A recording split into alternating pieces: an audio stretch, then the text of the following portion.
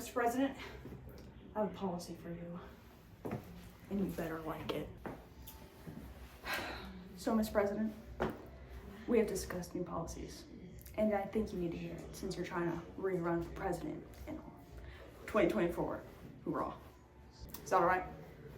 Cool. Can I go past your office? Thank you. Can I sit right there? Yeah. All right. Thank you. I'm just getting comfortable here.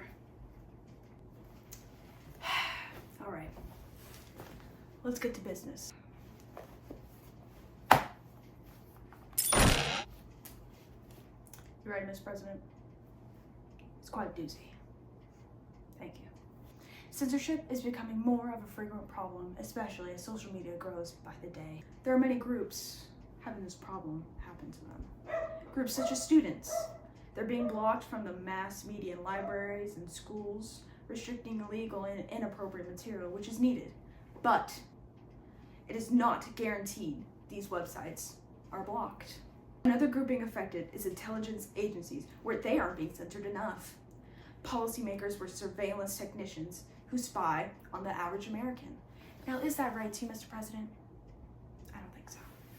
The last group being affected are political activists, our bread and butter. They're being threatened via social media. Hate speech is always increasing by the day, leading to threatening of people's lives because the speech is not being censored. What do you think we can do, Mr. President?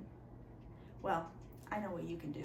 And so, to combat this, we must enact a better policy that benefits both the people being blocked and those doing the blocking. To do this, we must add further security by adding more TCP packets. Those are basically what break down a message even further to send out into like little packet forms. And that breaks down the information being sent out.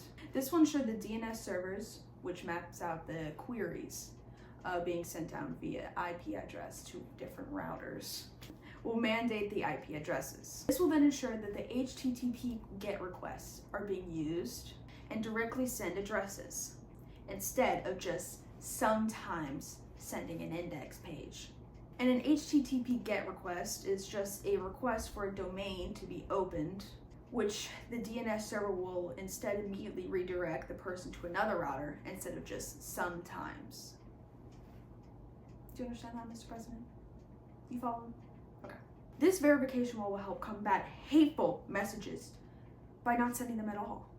Instead, it is directing towards a verification wall. And this verification wall looks at these messages and reviews it. After review, if the message does not contain hate speech, it'll pass right on through.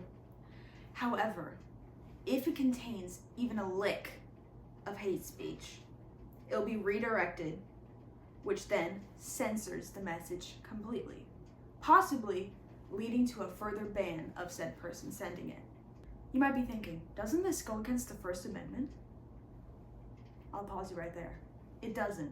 And how do I know this? Well, it doesn't take free speech away completely, because the person sending the message will now have to rethink what they're sending. Because if it contains any form of hate speech, well, they'll get banned. Simple as that. So they will have to reconform in their mind how to send that message more better. Because no one wants a temporary ban from X, because that's honestly a little embarrassing. This policy not only amplifies verification, but also fixes cybersecurity issues. Because they have to know you to send that message. Thank you, Mr. President.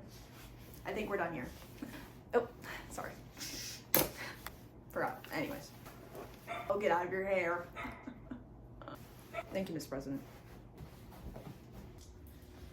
Now, Mr. President, I really do hope you're chosen for the next upcoming election. I really think you can pull through, especially with our new policy. Wait, Mr. President, don't dare!